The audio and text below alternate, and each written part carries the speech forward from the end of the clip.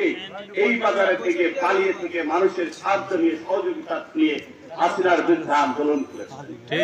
আপনাদের আহ্বান থাকবে, আমরা যদিও এখন ক্ষমতায় নাই, আমরা রাষ্ট্র পরিচালনার দায়িত্বে নাই, অন্তর্বর্তীকালীন একটি সরকার আছে, এই সরকার বাংলাদেশে একটি নির্বাচন দিবে, তত্ত্বাবধায়ক সরকার, অন্তর্বর্তীকালীন সরকার।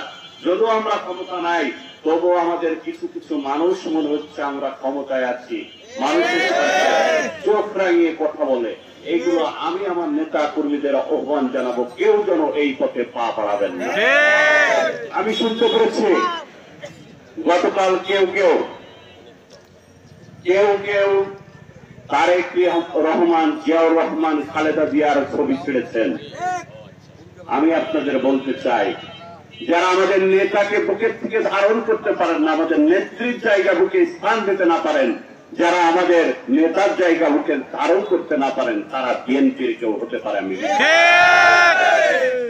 আমি আহ্বান জানাবো, এই রাজনীতি বন্ধ করেন। আগামীতে এই রাজনীতি চলবে না, মস্তানির রাজনীতি চলবে না, হুমকি দামকির রাজনীতি চলবে না।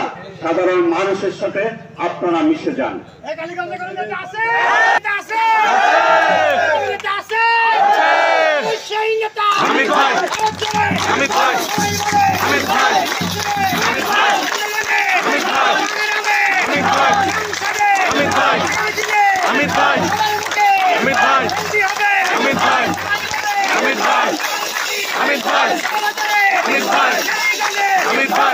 আমি আপনাদের প্রতি আহ্বান জানাবো, আপনারা অত্র অঞ্চলের সাধারণ মানুষের সাথে মিশে যান।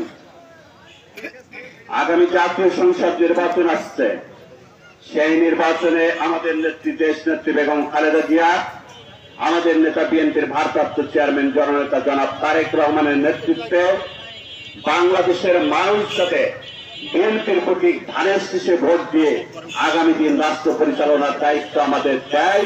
তার জন্য মানুষের সাথে বেশি বেশি মিশার আহ্বান জানিয়ে, মানুষের ভালো কাজে পাশে থাকার আহ্বান জানিয়ে এবং মানুষ যেগুলো পছন্দ করে সেই কাজে সক্রিয় হওয়ার জন্য আহ্বান জানিয়ে, এবং আপনারা কোন অবস্থায় জনসাধারণ মানুষের ব্যক্তির কারণ না হন, অযথার্থ কোন সালিশ বিচারের ভিতরে আপনারা যাবেন না। আপনারা মানুষের কল্যাণে কাজ করবেন, এই প্রত্যাশা রেখে সবার সুস্বাস্থ্য, দীর্ঘায়ু, মঙ্গল কামনা করে সকলকে আগামী দিনে ধানের শীষের পক্ষে অবস্থান নেওয়ার আহ্বান জানিয়ে আমি আমার সংক্ষিপ্ত কথা শেষ করছি। আল্লাহ হাফেজ।